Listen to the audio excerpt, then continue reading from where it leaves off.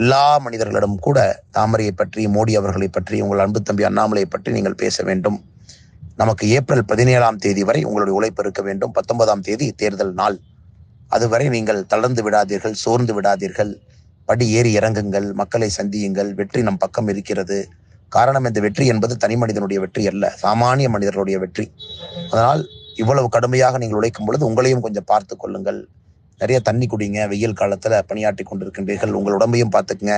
சமீபத்துல மஞ்சுளா அவர்கள் கீழே விழுந்துட்டாங்க. அதை கேள்விப்பட்ட பொழுது எனக்கு ஒரு மாதிரி கஷ்டமா போயிருச்சுங்க. அதனால் மஞ்சுளா அவர்களை கூட தொடர்பு கொள்ள முயற்சித்தேன். அவங்களுக்கு ஒரு மெசேஜும் ட்ராப் பண்ணியிருக்கேன். கூப்பிடுவாங்கன்னு எதிர்பார்க்கிறேன்.